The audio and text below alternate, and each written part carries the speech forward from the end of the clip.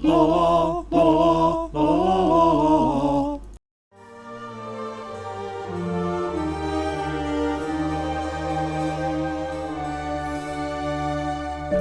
Gentle reader, you will not understand a word of what follows unless you have read and committed to memory the first 3 volumes in this series, Beggar, Thief, and Warrior, which leads up to this, the conclusion.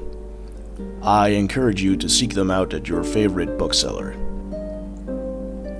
We last left Eslaf Erol fleeing for his life, which was a common enough occurrence for him. He had stolen a lot of gold and one particularly large gem from a rich man in Yellenheim named Soybud. The thief fled north, spending the gold wildly as thieves generally do, for all sorts of illicit pleasures, which would no doubt disturb the gentleman or lady reading this, so I will not go into detail. The one thing he held on to was the gem.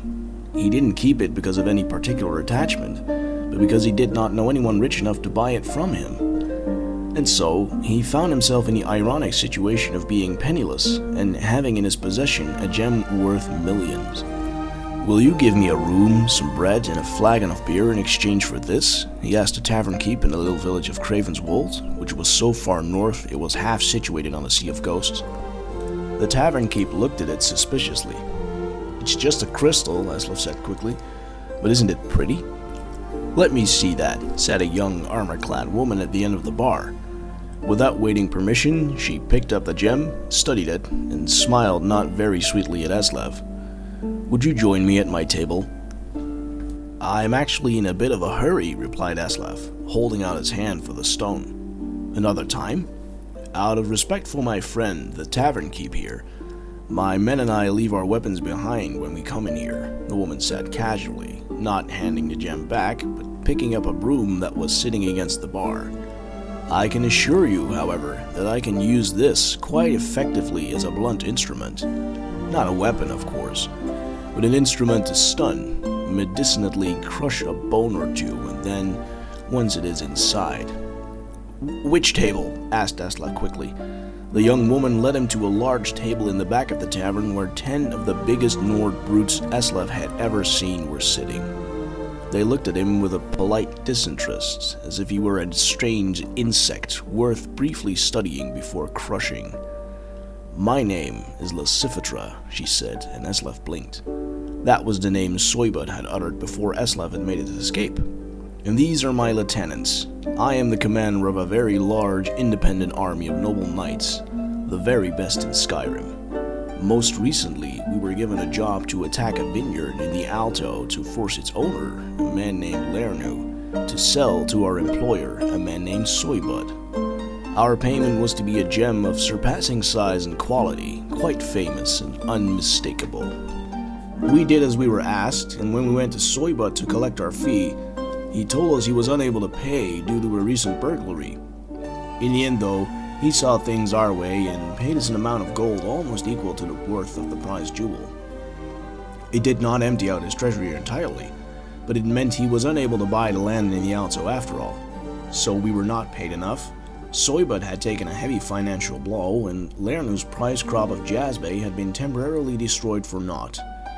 Lucifera took a long, slow drink of her mead before continuing. "Now, I wonder, could you tell me, how came you in the possession of the gem we were promised?"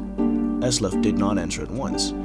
Instead, he took a piece of bread from the plate of the savage bearded barbarian on his left and ate it. "I'm sorry," he said, his mouth full. "May I?" Of course, I couldn't stop you from taking the gem even if I wanted to, and as a matter of fact, I don't mind at all. It's also useless to deny how it came into my possession. I stole it from your employer. I certainly didn't mean you or your noble knights any harm by it, but I can understand why the word of a thief is not suitable for one such as yourself." "No," replied Lucifera, frowning, but her eyes showing amusement. "Not suitable at all." "But before you kill me," Eslaf said, grabbing another piece of bread, "tell me, how suitable is it for noble knights such as yourself to be paid twice for one job? I have no honor myself, but I would have thought that since Soybud took a profit loss to pay you, and now you have the gem, your handsome profit is not entirely honorable." Lysithra picked up the broom and looked at Eslaf. Then she laughed. "What is your name, thief?" "Eslaf," said the thief. "We will take the gem, as it was promised to us. But you are right. We should not be paid twice for the same job." "So," said the warrior woman, putting down her broomstick, "you are our new employer. What would you have your own army do for you?" Many people could find quite a few good uses for their own army, but Eslaf was not among them. He searched his brain, and finally it was decided that it was a debt to be paid later. For all her brutality, Lysithra was a simple woman, raised, he learned, by the very army she commanded. Fighting and honor were the only things she knew. When Eslaf left Cravenswold, he had an army at his beck and call, but not a coin to his name. He knew he would have to steal something soon. As he wandered the woods, scrounging for foods, he was beset with a strange feeling of familiarity. These were the very woods he had been in as a child, also starving, also scrounging. When he came out on the road, he found that he had come back on the kingdom where he had been raised by the dear, stupid, shy maid Drusba. He was an Erol guard. It had fallen even deeper into despair since his youth. The shops that had refused him food were boarded up, abandoned.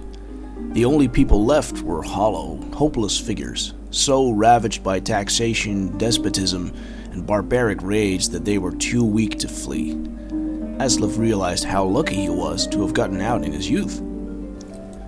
There was, however, a castle and a king. Eslaf immediately made plans to raid the treasury.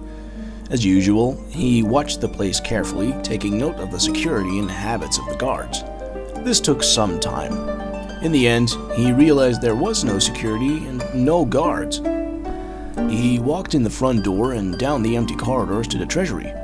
It was full of precisely nothing, except one man. He was Eslaf's age, but looked much older. "There's nothing to steal," he said. "Would that there was."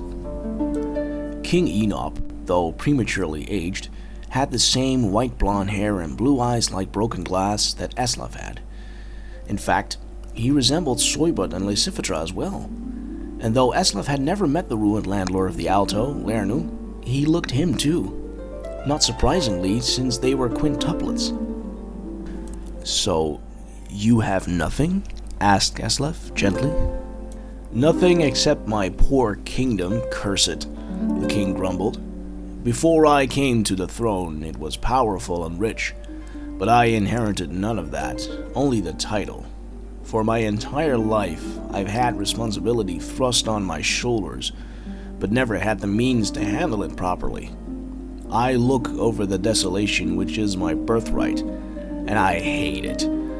If it were possible to steal a kingdom, I would not lift a finger to stop you." It was, it turned out, quite possible to steal a kingdom. Eslaf became known as Enop, a deception easily done given their physical similarities. The real Enop, taking the name of Lekolnu, happily left his demesne, becoming eventually a simple worker in the vineyards of the Alto.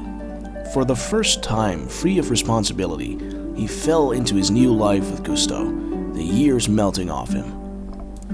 The new Enop called in his favor with Lysithra, using her army to restore peace to the kingdom of Erolgard.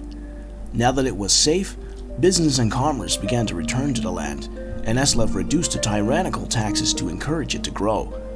Upon hearing that, Soybut, ever nervous about losing his money, elected to return to the land of his birth.